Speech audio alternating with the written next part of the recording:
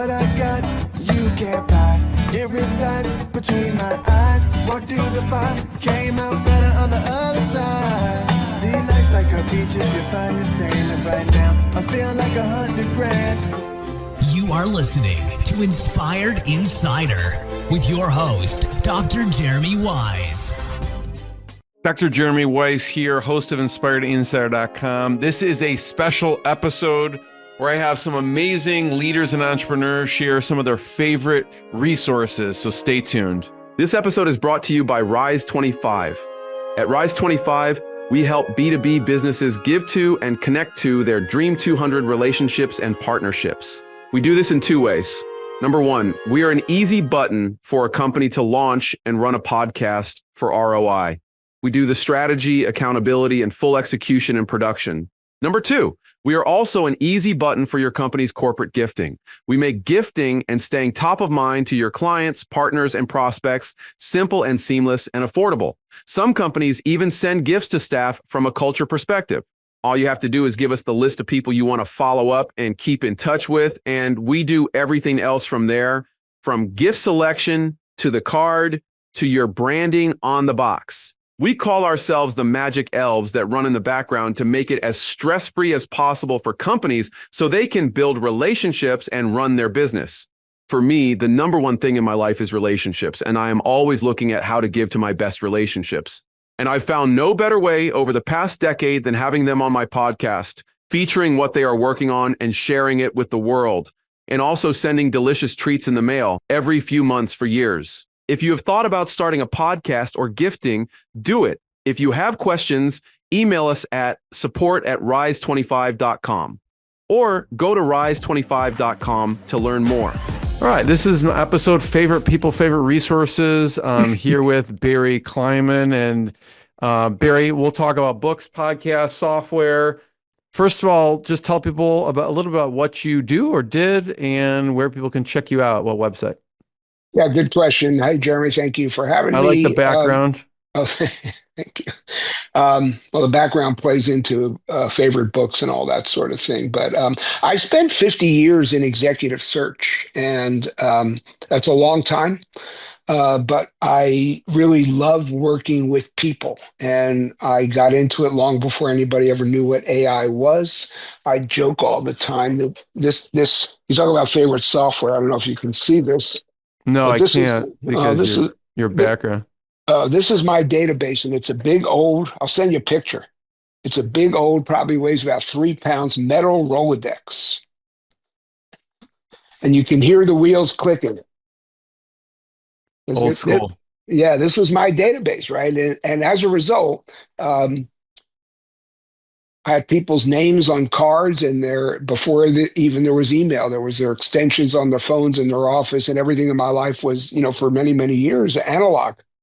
And it was part and parcel to whatever successes I had then and what is my brass band or soapbox today. I retired back during COVID after I thought 50 years was enough. And I began figuring out what I wanted to be when I grew up.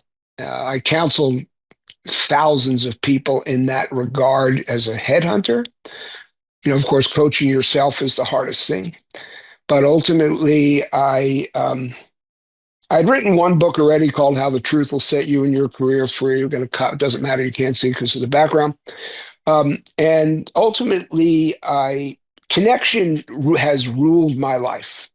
Personal, I know it couldn't be a cliche, but again, I was doing it before people were collecting likes and subscribers and followers or whatever on LinkedIn. I just did it in real time. That's what we did, right? And so in walking around and thinking about, again, what I wanted to be when I grew up, I decided that I really wanted to dance with who brung me. And I wanted to kind of continue on the mode of connection. I've been a basketball coach for 25 years, although I stepped away from that a couple of years ago. But I did coach. I coached a national team in Israel a bunch of years ago. I love the game, but that was also about connection. There are a lot of people who can draw stuff on a grease board. My whatever special sauce was my ability to connect with my kids and my team and players and so forth. And so I would say that what I do now is connect, and I write about connection. And I just wrote a book called The Playground Principles, which I'm not going to say is one of my favorite books, but I really do like it. uh, I would hope but so. yeah, but the book is all about connection. And I think the world changed for the worse when we lost the meritocracy of the playground, which is to say, Jeremy, you played. If Ian's still on, he played. You got to show up and connect with people and learn how to fit in and blend in and not stand in front of a Rolls Royce or talk about your Rolexes, but literally connect in a very visceral way. And I think we started to decline when we lost that sort of ethos. And so that's what I wrote about. And it was really a lot of fun. And Do you feature some coaches in your book? Well, it's interesting. I feature quotes from coaches in my book, yes. And ironically, you just asked me to hop on this call maybe an hour ago, which I'm flattered, and I told you that in my text back to you. But in that same period of time, I got a text. I donated a bunch of copies of the book to Philadelphia Black Basketball Hall of Fame. They had a big induction banquet on this past Saturday night. And from that, my friend who runs it, Mo Howard, who played in the NBA and is a kind of a Philly basketball legend, he said, Barry, don't send me 300 books. I don't want you to break the bank, but send me books for all the inductees. And I just got, literally, Jeremy, right after you texted me, I mean, within 3 minutes, a gentleman who is an iconic Philly coach got a copy of the book and texted me. I never spoke to him in my life before. And his text basically said, I won't out him or whatever, but his text basically, hey, Barry, blah, blah, blah. Here, Mo Howard was kind enough to give me a copy of the Playground Principles. I am and have been an ardent believer in the pickup game world, and the world have provided immeasurable lessons. Would love to connect with you at your convenience. Schoolyard friend of mine, executive at Glaxco, has been banging the drum about this forever. It would be a blessing for all us to get together. So there's a Philadelphia coaching legend. Literally, he wrote to me at 1:19 Pacific.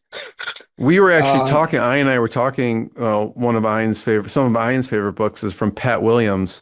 Sure. And Pat Williams wrote, I think, the Tales from the Philadelphia 76ers, a book about that. He did. I actually met Pat, and he's a good guy. And he founded, of course, the Orlando Magic, or was one of the founders or whatever. But I have one of his books somewhere. When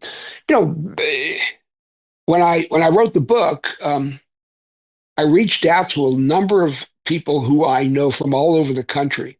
And I told them what I wanted to write about. And I asked them if, in fact, what their playground experiences were. Because I know what mine were, and I was never the best player, whatever, but there's a code in a playground that is, it's universal. And I would tell people all the time, we grew up in the same playground, just 90 miles apart or 3,000 miles apart or 50 miles apart or whatever, because there was that code. And that's what we've lost. And getting this text today and some of the Is the code don't get dunked on? Well, I mean, no, but that don't be posterized. Oh, okay. Well, I will tell you one of the quotes is, if you talk shit, it's going to come back to you in spades. But that there's an ethos and a respect and basic human decency that, again, I sound like an old man, which I am, but it is still true that every playground everywhere had a code. And I have heard from former players and former coaches. And I have my own podcast about this. As you know, I was on yesterday with a gentleman who coached for George Raveling, coached for Jerry Tarkanian, and we just sat and he loves the book. And so anyway, that's what I've done since, and that's my soapbox now in my life. And I hope to be able to kind of share it, and so to get the rest of us somewhat more tangibly connected like this. I never met Ian before, 10 minutes ago? And I know if I sat down with Ian, we would just have a blast, because that's what it is. And that's what we've lost. And, and some people have it. Again, Ian played, so it's implied. Oh my God. I spent Right, so Ian? much time. When I was in college, I spent so much time like my last 2 years of high school and on playing pickup. I played till they shut the lights off. 100%. When I went to And then a little bit more. and then a little bit more till the lights. I mean, in Philly, we always played outdoors, and Yeah. shoveled the court, the whole deal. But when I went to Penn State, again, I'm old, but when I was there, Franco Harris was there, the Hall of Fame running back, and Lydell Mitchell. They were both All Americans, and we used to meet them up at the gym at Rec Hall. I was a little 5'9" guy, but greatest guys, and you blended and you connected over pickup basketball. It was not like you suck, just you want to play. You're out there to play, and it was a great. I mean, it's competitive. Everybody wants to win. But At this age, I just want to not get injured. But yeah, I well, used to be. I used to that's be winning too. winning. Yeah, exactly. That's winning too. The great Pete Carrill said competition is built into our society. Coach Carrill from Ian, that's a good book for you to read. And Jeremy, did I ever send you a copy of The Smart Take from the Strong? I guess I should put that in one of my favorite books. Yeah. So Yeah. talk about that? Kind of goes into what are Yeah, your sure. favorite books? Yeah. Well, I mean, The Smart Take from the Strong could be right up there, and I didn't think of it until I just brought it up. I will also say that The NBA in Black and White, which is a book co-authored by a gentleman who just passed away maybe 10 days ago, Charlie Rosen, was an amazing, amazing man, writer, wrote 25 or so books. He was an assistant to Phil Jackson. Jeremy, you might know a little bit about that because you're a Chicago guy. But the book that they Yeah. wrote, Phil Jackson has some amazing books too. Yeah. amazing. Well, and Yeah. and some of them you'll find would be co-authored with Charlie. That's how amazing it is, and that's how iconic Charlie was. And again, he just passed. I did a pod with Charlie. I'll share it with you. I'll share it with Ian.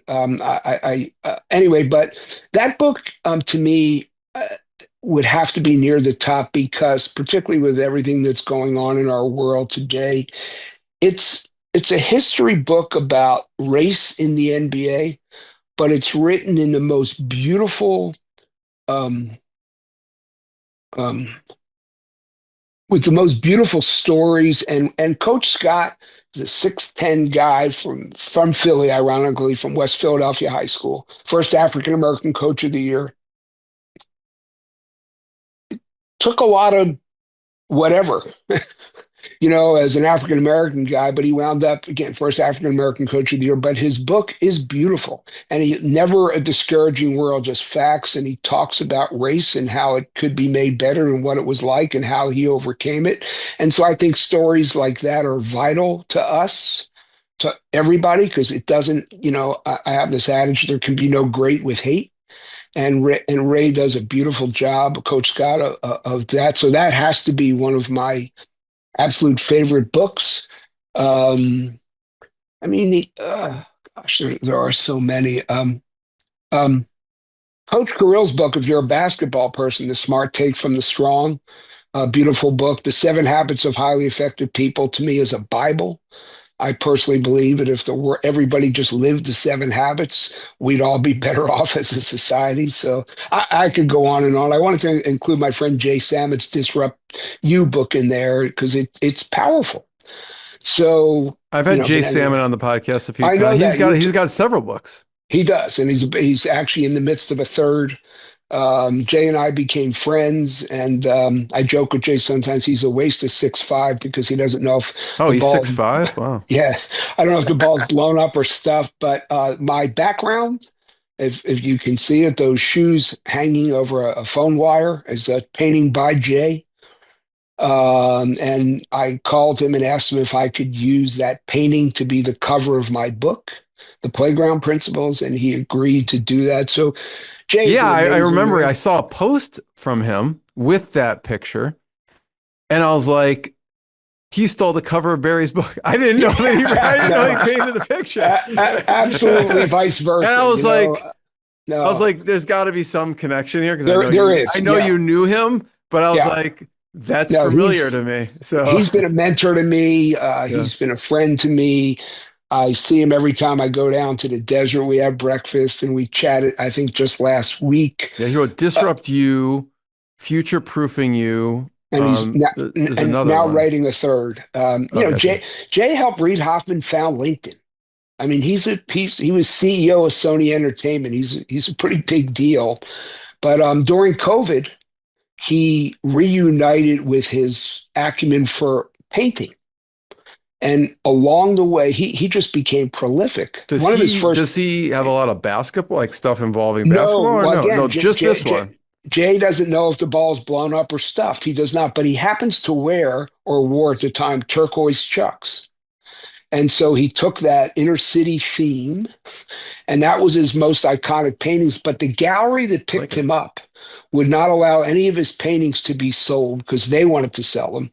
But it did allow him to sell prints of one painting, and it was Chuck's. So I immediately bought one. It's now hanging in my living room wall. And one night after I got done my book and I'm sitting thinking about what's the cover art going to look like there, this thing was staring me in the face. And I called him and I said, "How do you feel about it?"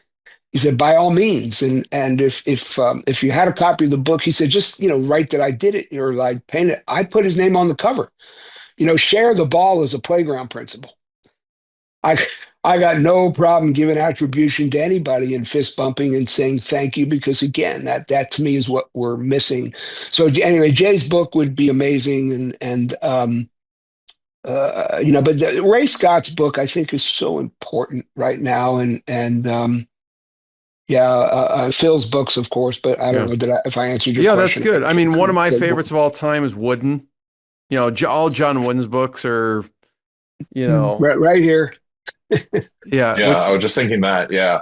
Yeah, right here. I mean, it is. I mean, and he's got a couple, right? But there's one just called Wooden. But then here's Wooden's like much shorter. Like I can get through that in like an hour and a half or 2 hours. Yeah. But be quick, don't hurry. Yeah. Blah blah blah. And actually, Ian, here's Bo Ryan's book right here.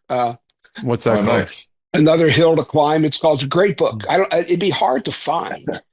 But it's a great book. As being a Wisconsin guy, and you would really appreciate it, because he was a legend and he built that thing into a legendary program. I'm proud to say all these guys are Pennsylvania guys, Philly guys. So, in my book, I describe myself as a 74-year-old kid from a Philly playground, which means I'm old and hopelessly immature, but that's how I roll.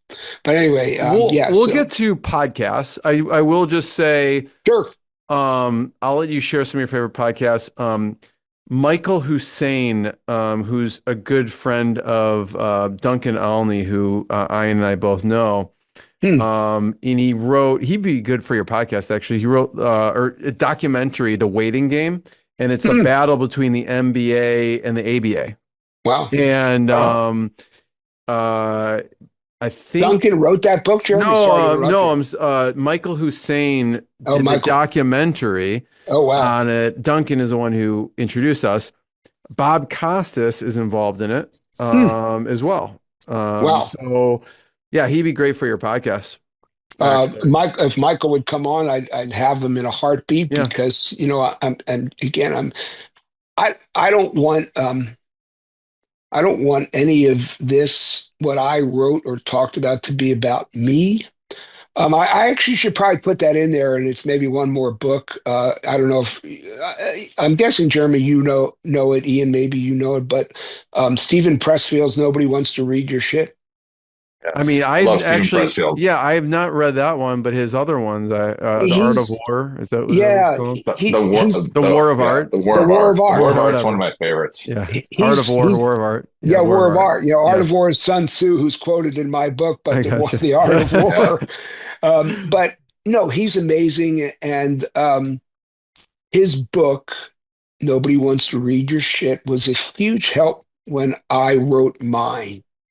Because it's a great book, and anybody who wants to be a creative, right, should read it, because he's not being cynical. He's really trying to be instructive. You get people to read your stuff in certain ways, in certain triggers, right? And anyway, so that's a really good book, and it really helped me. There's a chapter in there about writing the sort of book that I wrote, and I tried to stay in my writing press field compliant because it was a great guidepost. I don't know if Stephen has a podcast, but if he did, I'd listen to it. To go back to your podcast, Rick Rubin, Oh, I love Rick Rubin. Broken Record, fabulous podcast. Yeah. Deep dude, smart dude. His audiobook's one of my favorites in book too. Unbelievable, right? I mean, So good. so good, right? I would listen to that falling to sleep. Seriously, and then I could listen to it for 5 or 6 nights because you never know what you miss, right? And it's a beautiful book too. I give that as gifts to people too. Yes, beautiful. Which again reminds me, I've been listening to Born to Run, the Springsteen autobiography, which Bruce reads, and the other day, it's unbelievable just to hear him read his life story. And, people might not like the dude's politics, but his journey is so instructive. Yes. I mean, this is a guy, you want to talk about playground principles. This dude did not have an easy path and still struggles, with depression and all things being equal. But somebody who Jeremy and I both know, in fact, I'll probably do my Facebook Live about this today or tomorrow. But Dr. Teresa, Jeremy, from our group. Anyway, she got on a podcast that I was on the other day, and she was very sweet. She goes, I think Barry's book is one of the best books you'll ever read about connection with self and others, which was very sweet. But the Springsteen book is one of the best books you'll ever read about connection with self and others, because there's a guy who had to connect with himself almost hourly. I mean, his emotional states were nothing like he would seem as a rock star. Right. He was awesome. it's an amazing book. So that, anyway, that's enough. But Rick Rubin's pod is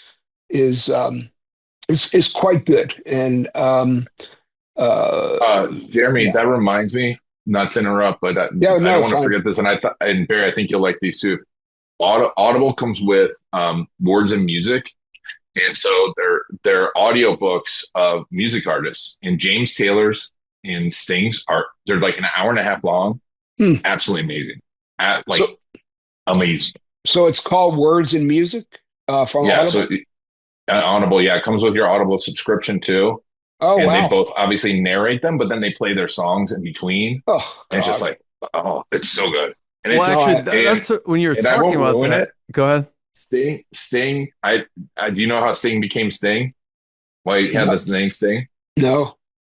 Do you want me to spoil it? So No. This is great because I always thought he was like, he named himself. No, he was a 16-year-old jazz player, and he played at these jazz clubs in London.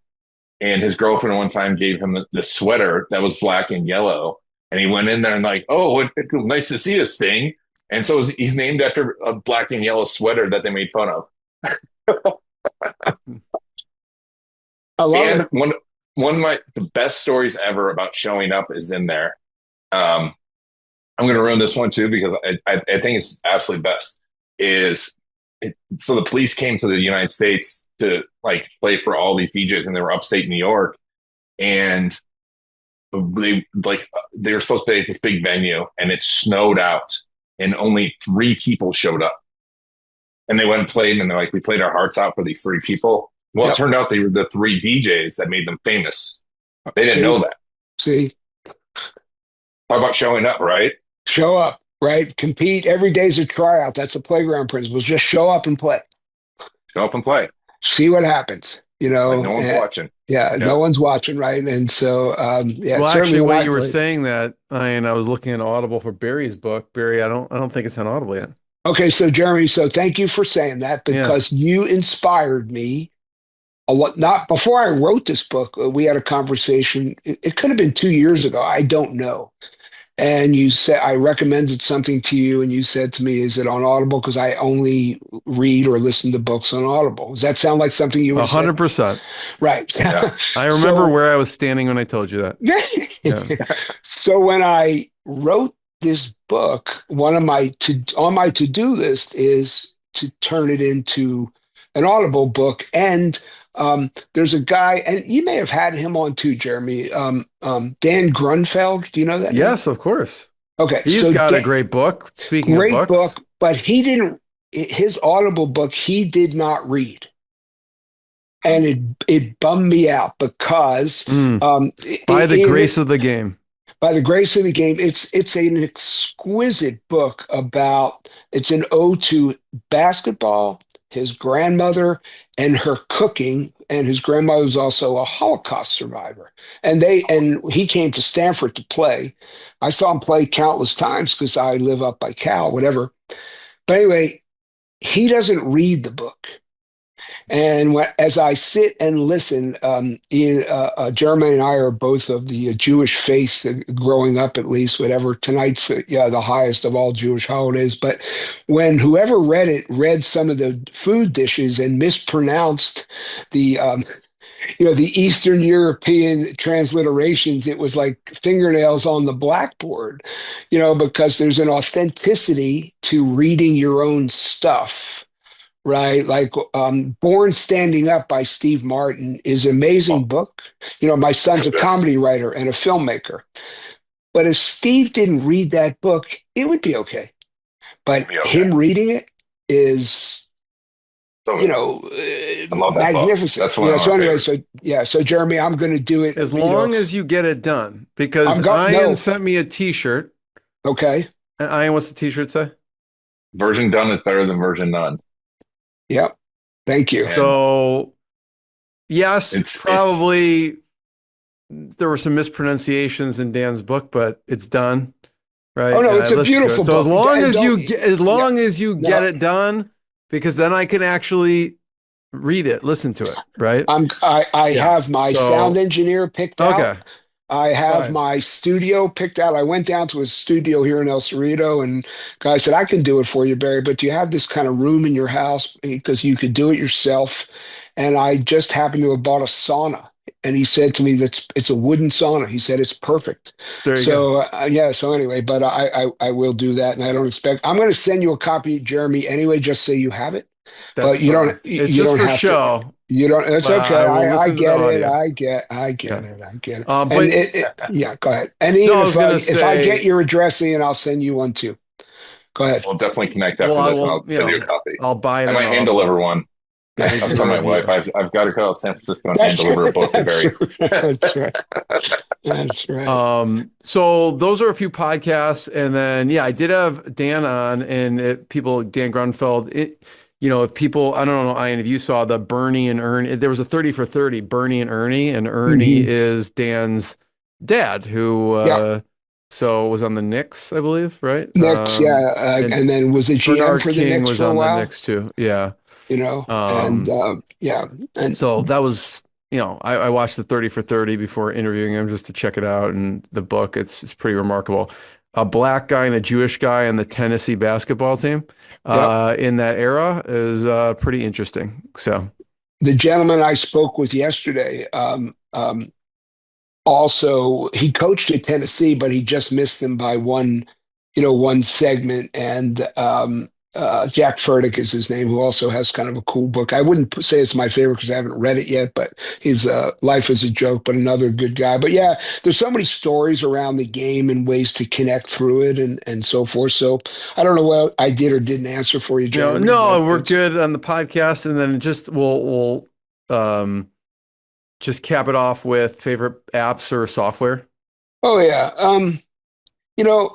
It was a hard one for me because as I used to deem myself the anti-AI guy, I'm kind of anti-tech, but I think Ian really helped me. I use every day, often, Apple Notes. It's right there. It's so handy, and as a result, I also use Apple Voice Memo because, like Ian was saying, I take walks. I put these headsets on, and I ponder my navel, and come up with whatever, and then I get it transcribed. So I guess those are the two. I just began subscribing to Chat GPT. Is that an app? I guess it is. Yeah. I'm no AI wizard, but it's helpful. And I refuse to let it write my book. I promise you that. You know, it's because good for it's good for feedback. Like, what do you think of this? But well, not, yeah. you're right. So I'll leave with this and why it could be up there. Back to Pressfield. So I asked ChatGPT if it was familiar with Stephen's work and the book. Nobody wants to read your shit. Yes. I said, are you familiar with the chapter about writing self-help books? Yes. And basically what Stephen says is you can't preach. You know, you got to use metaphors and stories and anecdotes and so forth and so on, which of course we know. You know, my friend Sue Rice wrote an amazing book called Tiny Thunders, which really was a big impetus to me writing my books. My book is a bunch of Tiny Thunder stories, whatever. But I said to Chat, what I'd like you to do, I'm going to feed you the chapter that I just wrote, and I want you to tell me if you would call it Pressfield compliant. To your point, Ian, right? I said I used it as a, I don't know, a study buddy or something, right? And so that was really helpful. And you know, it is, and then I would say, don't tell me what I want to hear. You know, pretend you're Stephen, because sometimes those things just kind of blow smoke or whatever. But anyway, that's my, you know. So I don't know if that's an app or not, but yeah, this is great. Thank you, Jeremy, very much. I love it. Yeah. You know, thanks for joining, and people can check out Playground Principles, and no, I appreciate it. This is my favorite resources episode. I'm here with Jason Smith, Zach Wilcox. We're gonna start with Jason. Jason, just tell people typically what you do before we launch into my 3 questions. What you do, your website, and we'll launch into the first question. Yeah, cool. Thanks for having me on. I appreciate it. Glad to be among the favorites. My name is Jason Smith, based out of Los Angeles. We are a social media marketing agency, so we help businesses grow and scale via paid ads like Meta, TikTok, Pinterest, all the social stuff. Our website is spotlightsocialadvertising.com. My first question, Yes. favorite books. Favorite books. So one of my favorites, I'm actually the second time through it right now. The Secrets of the Millionaire Mind by T. Harv Eker is an awesome one. And I used to go to his conferences. He had did you ever go to his conference? No, I would love to. I don't think he's doing them anymore. Oh, this was a long time ago. Yeah. And he talks about them all in his book. Amazing ascension model, it was just brilliant in sales and marketing, like going to the free workshop, going to the paid one, and then they sell like the other paid ones. It's like, it reminded me of Tony Robbins a bit. Yeah, that's awesome. I do love that book. Yeah. Yeah, and I think the one of my other favorite books, Dan Martell, Buy Back Your Time, that really changed things for me as well. And I do have an assistant thanks to Dan's book, and that's what you know her, Dr. Jeremy, Maya. She's amazing. And yeah, it's been a game changer for me. So, and that's Podcasts. about it. Podcasts. So, well, we have our own podcast, The Truth About Social Ads, where we tell you what no one else is telling you about what's going on in the social ads world. And then one of my favorite podcasts is the Jefferson Fisher podcast. I don't know if you guys have heard of it, but basically he teaches you how to speak more eloquently, which from my background, coming from a street cop, that's all I did was cuss and yell at people all day long. So I definitely needed his podcast. And then another one of my favorites is, well, Rise 25, a great one, for sure. And favorite Founders. episode on that is Jason Smith. Jason Smith, exactly. No, but seriously, ex-LAPD turned agency owner. And he has some crazy stories, which we won't get into. You can listen to that episode. So anyways, what was the last one after? Yeah, don't need to talk about me, but and then Founders talks, and it's a podcast that goes through like the brilliance of how entrepreneurs found or create companies and how they founded it and all that stuff. A lot about like Elon and how he works business wise, not personal, just business stuff. And yeah, it's been a really cool podcast just to listen to. And he tells stories and reads books and just gives you tons of great information to help your business function better. So Apps and software. It could be on your so I would phone, computer. yeah, probably say Grok is one of my favorites right now. I talk to Grok all the time. So We're not talking about the and football player, Gronkowski. no, we're No, talking okay. about Grok AI, ChatGPT, another one. And actually, believe it or not, probably the ability to be able to record notes on my phone. Like yesterday, we were at a big private event at Meta in Los Angeles, and all I had to do was hit a button, and now my notes are all nice and neat, and I'm doing a podcast episode and all that. So that's another That's one of my awesome. favorites. Yeah. Do you have a certain app for that? Is it like Otter or something? Like Yeah, certain... it's gosh, what is it called? I don't even know what it's called, to be honest with you. They It's need to work on their branding, I guess, if you can't I remember. know, right? Record it is what it is. Okay. On the Yeah, phone. on my phone, yeah, and it breaks down the notes, summarizes even action items and all that stuff. It's pretty cool. So Love it.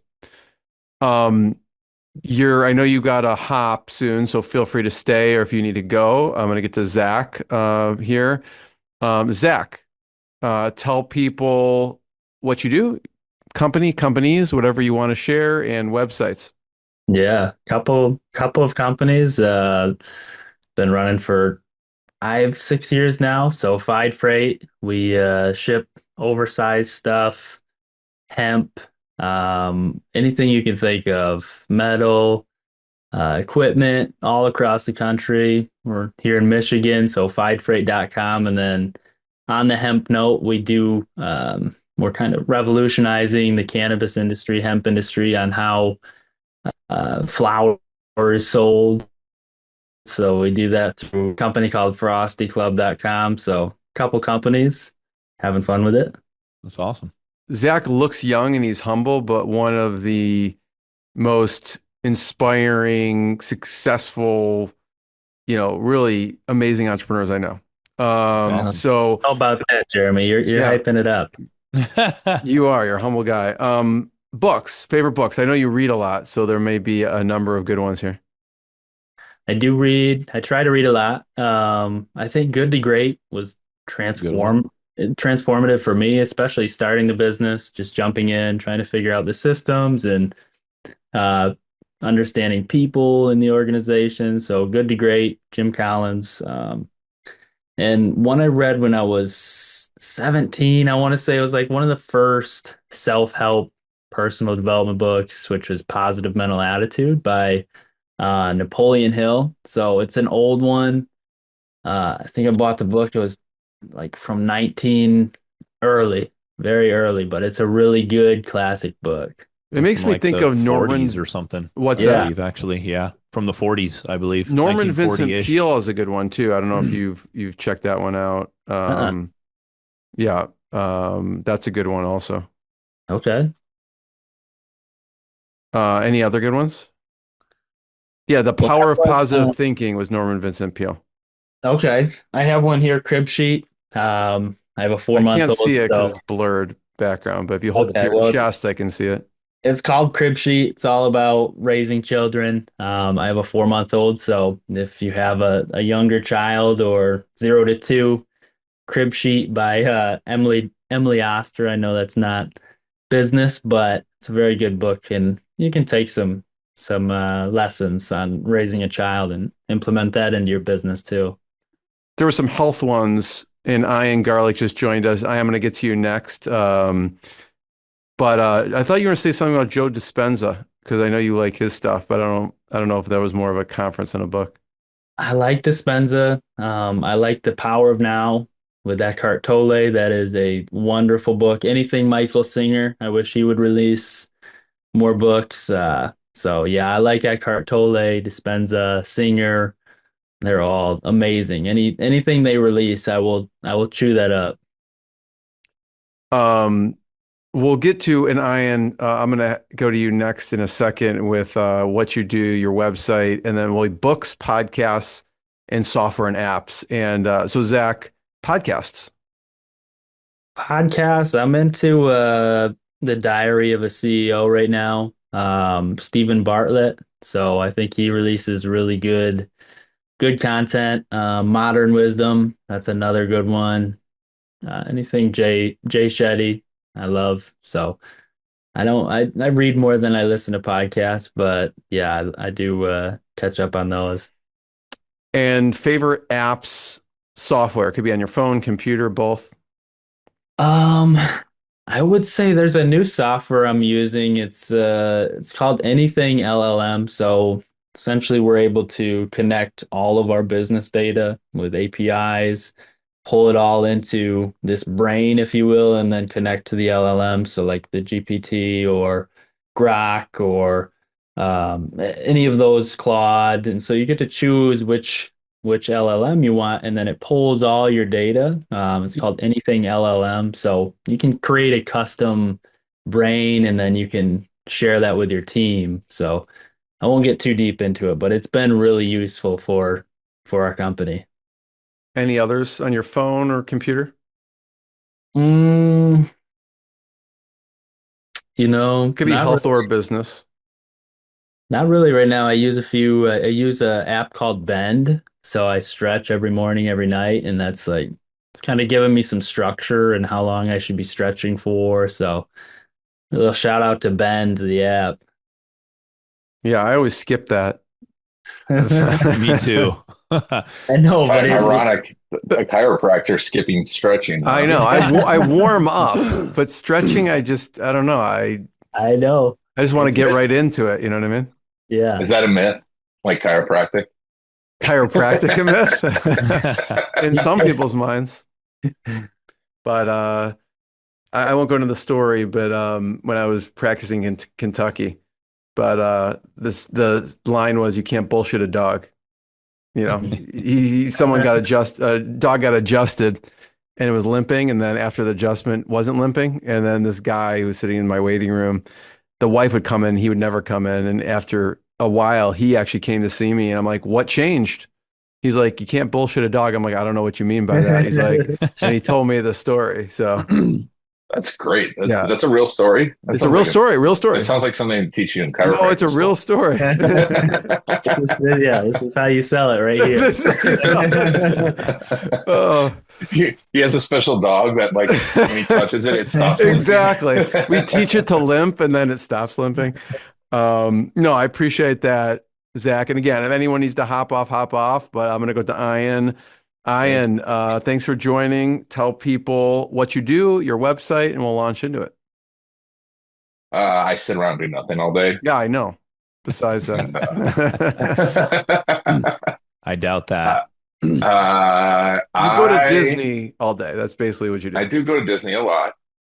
I work from the lake. I also help people collect their stories and use them in videos and create awesome videos that convert their leads into clients, large clients pre-sold, because no one likes to be closed.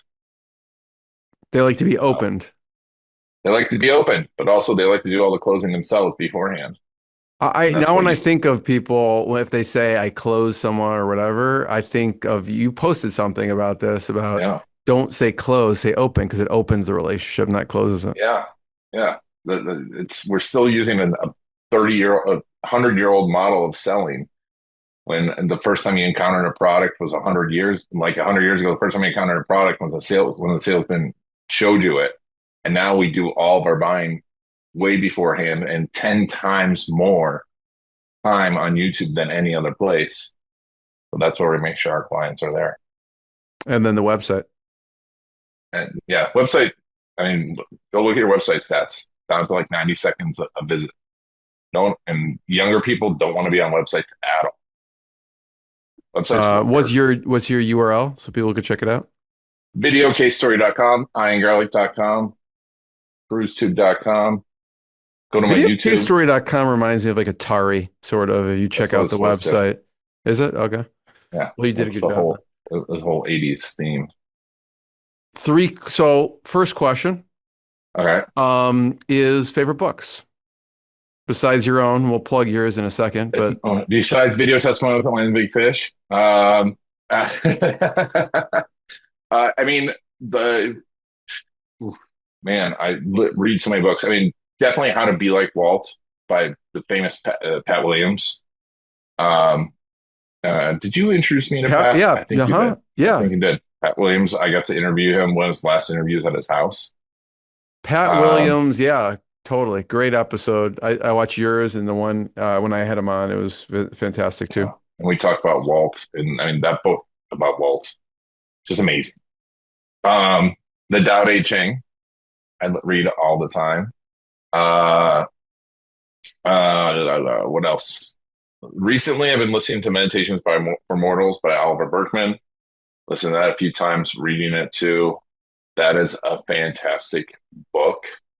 Um, Anything new that I've read? I read so much. Those are some of my recent, and everything Malcolm Gladwell. Malcolm Gladwell's books I love, and it just because it helps you think different. And his newest book was it Revenge of the Tipping Point. It's audiobook wise one of the best audiobooks of all time, just because it's so well produced too. Yeah, Malcolm Gladwell's are fantastic. Yeah, He has some other ones that have not gained as much popularity as The Tipping Point. I think Blink was one. Link's fantastic. Talking to strangers, David and Goliath. I mean, I think the more popular ones, I don't know, maybe this is just my perception, were Outliers, The Tipping Point, and Blink, but David and Goliath and Talking to Strangers were both really good too. Amazing. All his books are just well researched, and he's very open to what's going to happen. And I think it's fantastic. And his podcast is one of my favorite podcasts, Revisionist History. Which besides, which yeah, what? I would say besides the Inspired Insider. Exactly. That gets to the next question, which is podcasts. Your favorite podcast? Revisionist History. 100%. I listen to that a lot. I love, podcasting, Garlic Marketing Show. I try and make it different than content you'd find other places. That's one thing I feel like podcasts often, it's like content you find other places. I do love, what is it? Jason Bateman's podcast. Is that Shameless? What's it called? Uh, I'll look it up. yeah. He's so good. I was thinking about him the other day. Smartless. Well, I was thinking Shameless. Shameless is a TV show. Smartless. Yeah. It's amazing what he's done in his career, really. I was thinking about him the other day because I was watching you watched Black Rabbit? Black Rabbit, yes. And that's intense. And I was thinking, what was the first show he was in, like as a kid? What was Silver that? Spoons. No, he was in a different one too, though. Silver Spoons was his first one, and then he was in Facts of Life because his sister was in Facts of Life. There was another one. I can't think of what it was, but it was Family Ties. Was he? No, he wasn't in Family Ties. He was in a Family Ties. His sister was. His sister was Family Ties. Yeah. Arrested Development is one of the best TV shows of all time. I have not seen it. Oh my God. You got to watch it. The last season was not good, but the first 3 seasons we've watched that probably 5 times, the whole thing. Dodgeball is a great movie of his. I know this is going way off topic. The Hogan Family. That's the one I was thinking of. Oh my God. Do you remember that? Yeah. He was on Little House on the Prairie. Little House on the Prairie. It's Your Move. One the Hogan episode Family. of Knight Rider. Knight Rider. Oh my God. This is what I love about AI is how close we are now to having a Knight Rider talk. What do you mean? Yeah. I mean, with AI, you can completely have Kit driving you around, talking to you. I can have missiles. Missiles. So Jason Bateman's podcast. What else? I mean, those were 2 big ones. And then I look at random episodes. Max has been big into World War II planes. So we listen to a World War II plane podcast. Yeah. And audiobook, Band of Brothers we're listening to right now on the way to school. And with the girls, I would highly suggest listen. I mean, obviously there's language in it, but if you have preteens, teens, and you drive them to school, I love to listen to audiobooks. And we listen to that, and also all of Ryan, what's his face's books. Who is it? I can't remember. Ryan. I don't know those. Ryan, Ryan on Stoicism. Oh, Ryan Holiday. Ryan Holiday. Oh, Ryan yeah. Holiday's books Yeah, are totally. fantastic. To my Ego favorite. is the enemy. He was He's got a any bunch of those books. new ones. Yeah. But Band of Brothers, oh my gosh. It's just, they're 17, 18, 19, what they went through. It's just absolutely amazing. Um, Uh, yep. apps and software. Apps. Whisperflow is Chad, is the one Rubin was on, and he mentioned he likes Whisperflow also. and they just launched, I just got their iPhone app. I use Evernote a lot for recording when I go walking. Then it transcribes. It has much better transcription than anything out there. Plus, the thing I don't like about all the other apps, like if you record and you're out doing something and the internet goes out a little bit, you lose your whole recording. Evernote records locally. That's one of my favorites. And then for everyone wants to talk AI. Claude Code is super powerful. It's super nerdy. Like it looks like an interface, like because it's a interface. But one hack I learned from my good friend Mark, Mark Kashif, his YouTube. I'm more into YouTube shows Oh, and channels. What YouTube shows channels? Mark Kashif, definitely check his out for AI. Super smart. And Stephen Pope, I just had him on my podcast. Really smart guys when it comes to AI. Good guys to follow. Mark, I think, is an AI. I'm going to meet him in person this weekend to make sure he's not. I'll It's a real person. make sure he's a real person. Yeah, those are great AI podcasts. But as far as tools, yeah, Claude Code, not ChatGPT. I have as in the background as a backup. But Evernote, and then those are my big like user apps that I use. And Duolingo, always learning something. What about health? I know you follow some YouTube health shows. You have some friends in the health space too. Yeah, I mean Thomas Lauer's great. Good friend of mine, business partner. We've done business. We've had a business together. He's super smart, super good guy. A little, albeit, he's not a complete scientist. Lane Norton is a scientist. I like his stuff. As far as lifting goes, I watch what's his face. Knees over toes. No, Arnold Schwarzenegger. his book was really good. I've seen YouTubers. It's funny because I don't ever remember anyone's names. The guy's hilarious though. He's this bald guy. Oh, I have seen him. I have seen him. Yes, I know who you're talking about. It's so bad because I can't remember. I don't know if he was a power lifter, but yeah, he brings up a lot of the science behind it and kind of dispels myths about certain things. Yep. And then I do love comedy. So YouTube shows I've been binging Please Don't Destroy, the guys from Saturday Night Live. I love their stuff. Key and Peele, I like. I don't know. Are they still producing up no content or no? They actually shout out him and his wife. Michael and his wife. She's gonna kill me. Thanks for mentioning her. They just put out a book on stand-up comedy. It's a great audiobook. It was funny. I was listening to their audiobook, the podcast, because they had a podcast first on Audible and then became audiobook on the history of stand-up and comedy. It's fantastic. And I was listening on the way up to New York for a wedding, and I'm at the wedding venue in the Bowery, and I'm like, they were sitting right next to me. That's crazy. I saw that picture you posted. Yeah. And I was just listening to your audiobook. They're like, oh my God. And they were so nice and sweet. We talked for like an hour. They were awesome. And they're like, do you want to take a picture? I'm like, yeah.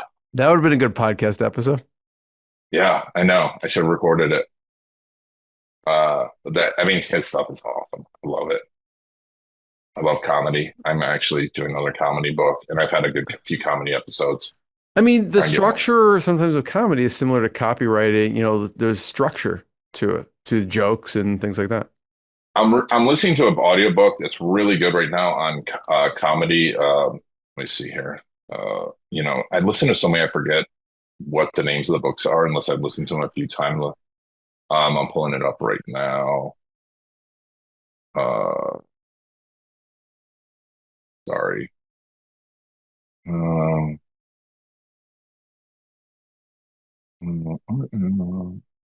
Comedy. AI Driven Leader is not a great audiobook. I think everyone should listen to. But anyways, what was interesting that started this Jeff Woods. Yeah, Jeff Woods. I'll tell you about the audiobook. It's not showing up on my list either here. That's weird. John Acuff. I love his books too. All It Takes Is a Goal. His books are really fantastic. But the book on comedy was really interesting. It's like, you can get someone first time a drama writer, first time anything writer. They can hit it well, but comedy, there's no such thing as like a good first time comedy writer. And it's true. Writing comedy is one of the hardest things out there. That's what I love about it. Is because it's like us. Comedians have to test everything over and over and over again. Yeah, I love it. Ian, thanks for sharing. I love it. Always learn something. My pleasure. What I got, you can't buy. It resides between my eyes. Walked through the fire, came out better on the other side. See, life's like a beach if you find the sand. And right now, I'm feeling like 100 grand.